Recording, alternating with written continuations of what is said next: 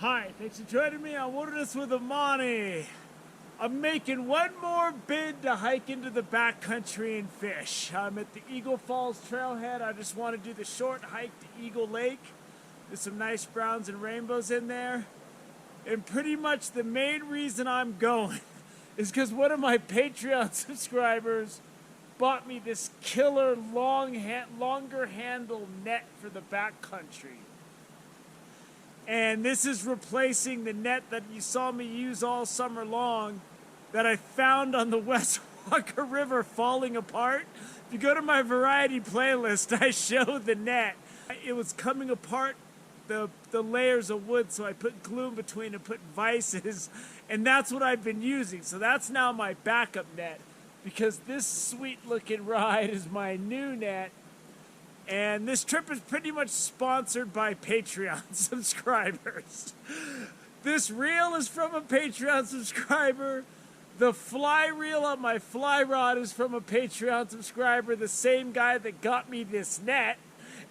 And I'm ready to go up and give everything a good run today. It snowed the day before yesterday. I wasn't sure what I was going to expect.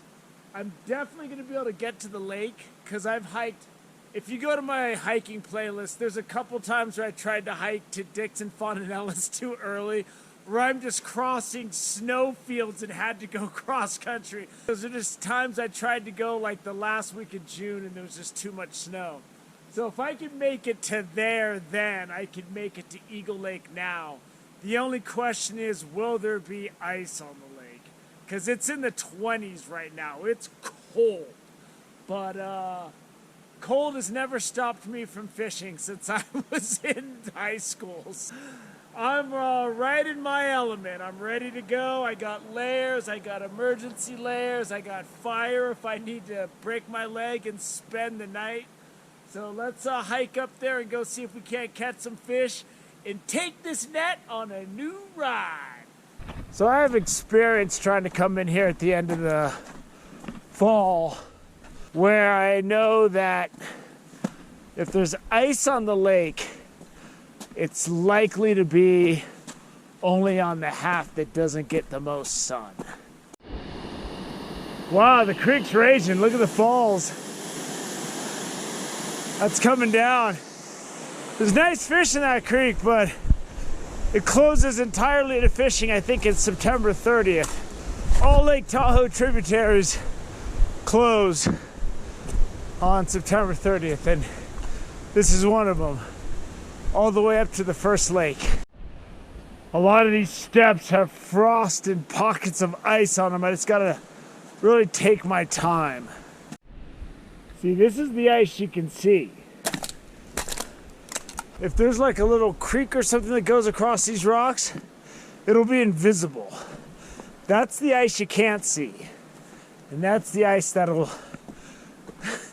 could literally kill you. And we're heading into Desolation Wilderness. My last shot at the backcountry, most likely. I brought my lake fishing stuff, because if there's more snow than this when I get up there, I'm probably not going to be climbing around on the boulders in the back of the lake. But this is a shady area. That lake's exposed. Down hard. I didn't see it. There's some seeping ice on there. And my fishing rod is way down here because the second I started to go down, I just throw my gear. And this is a beautiful reel. And the last thing I want to do is break it, but I can deal with a broken reel a lot more than I can deal with a broken head. A brain? I heard a brain is hard to replace. I was rolling a little too confident. So it's good if you fall down and you don't get hurt. It just slows you down and makes you refocus. So here's the moment of truth. Did I hike up here for nothing?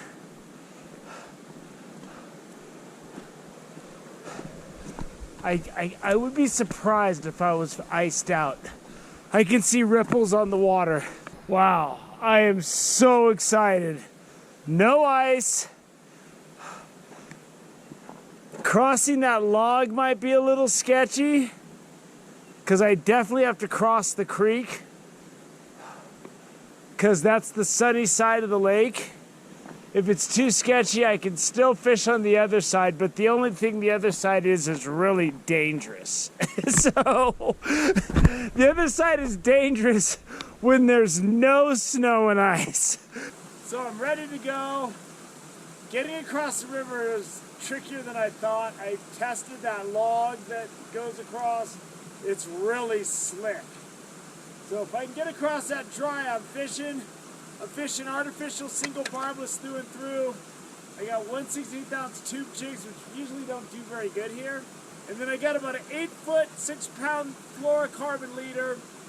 And I'm fishing this old woolly bugger that's kind of falling apart, but it has a really sleek appearance in the water.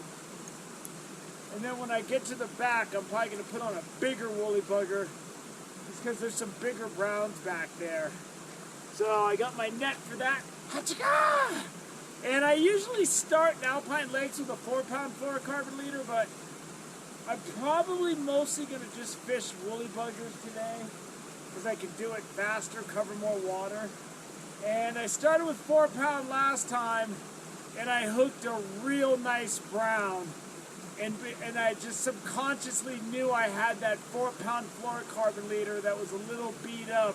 So I just kind of on the hook set, I didn't give it the hook set. And it just came off the barbless hook, man, so it was a bummer. So I got up here, that's step one. Step two is I actually have to catch something. So once the sun hits that other back shore, the ice should be pretty good situation, but I just got to watch out for ice on the backside, shady side of rocks. Because if it's one thing that's really unforgiving in the backcountry, it's ice. It's not like you step on ice and it's like, by golly, I stepped on some ice. Perhaps I should brace myself. No, there's nothing like that. You're just going to go down, and then you just hope it's not too bad. So let's go, and I'll be careful. Right here, if I go down and into the creek, so there's that. Just gotta keep my weight centered up high. And I don't know if I want to go low or if I want to go that way, but I'm going to make it, I hope. Good. All that sketchiness will be gone once the sun hits it. Before I go climb around on those rocks back there, the sun will be on that by 9 o'clock. So I think I'm just going to mess around with my jig and a little fly fishing before that. It's 8:45 right now. Once the sun hits that, the ice will clear really quick where the sun's hitting. I think I got a hit, but that was a huge I think. And there's brookies, browns, and rainbows in here. And there's some nice fish. They're hitting this jig. I definitely just got a hit. I don't know if it was big or what was involved there, but it was definitely a strike. My woolly bugger out, I saw one rise, and he went right for it. I don't know what it is. It certainly isn't big, but I threw it out there and he hit it on the sink. So the net has been christened and it's a brown. This is when you really appreciate fishing barbless, when it's really cold like this. And with this new longer handle net, this is gonna be great next year, man. I can't wait to fish for some of those big brookies. Look at him in the water. There he is in the net. That's gonna have to do it for you because my hands are dry still and I'm done. He's going right back in. Goodbye, little soldier. So with that fish, I saw it rise and I threw it out there and I gave it one little twitch. I barely moved it. And that he just shot back out with that. So hopefully that shows fish are going to be aggressive, but it probably shows nothing. The lake's definitely higher than last time I was here. I was standing out there fishing when I was here a couple months ago, fishing for Wilderness with Amani on Patreon. Now the sun's on the rocks, it's melting fast. Just gotta watch out for the shade. It's nice to see someone's willing to throw something like this into a beautiful wilderness area like this. I mean, what kind of a human being are you? Big woolly bugger, I'm at the back now. It's hard to get back here, but this is where the browns hang out. And he whacked that. And fortunately, I looked back because I was looking at a fish that rose out there. And this is where this long handle net comes in handy. Boom. That was like 5 steps sooner than usual. Barbless hook comes back out. I can get him back down to the water. I love this net, man. This is the net I should have had the last like 5, 10, 20 years, and I just haven't had it. But I got it now, and I got a nice brown. And I'm back to lake. It's a pain to get back here, but now that the sun's out, I'm just letting my woolly bugger sink deep, and this brown nailed that, man. Get my hand wet. It's a nice brown. Get him in the light. It's a nice fish. Get him in. Woo! So I put on the biggest woolly bugger I got because it's got a big bead head and it sinks fast because I'm trying to get down deep. And these big browns seem to like to hang out around these boulders back here. So I just let it sink. And what I'll do is while it's sinking, I just give it a little twitch. And I don't really strip it until it gets down there. It's only one, but it just got windy and cold up here, man. It is windy and cold. I might wrap it up. I'm not really getting much. Way out. As you don't get browns on these jigs, I already packed up my fly rod because it's freezing. And I'm really loving this new net, man. As you don't get browns on these jigs, but I'm having to fish in a very particular way. I'm surprised I got anything. There he's in the net. And I'm glad I was able to get another one because I only had 2. It got really warm, man, and now I took a nap, I woke up and it's freezing out here. You see that mist coming down? Here's that brown. It's like the one I got on my fly rod. Right there, nice brown. Get him in. There he goes, woo! And it's really deep over here. What's nice about this net is I can tuck it behind my pack and it's way easier to deal with than my big net when I'm river fishing. So I got this 1/16 ounce tube jig and it's really wind sweeping across. It's coming in gusts. So I'm throwing it out there and then instead of just letting it sink like I do and watch the line, I'm just doing these little twitches. Just dink, dink, because if I try to hold my rod up higher like I usually do, the wind is fierce. That's gonna do it. It's cold. I packed up my fly rod a while ago, and I'm gonna work on that new technique with these 1/16 ounce jigs where I just barely twitch it as I'm bringing it in, and I think that less action could be better. But that's fine. This new net is awesome. It's exactly what I needed if you go to my backcountry fishing playlist, when I'm fishing like East Lake or those lakes where I'm on those steep rocks, this little bit more length will let me get the fish and keep them in the water.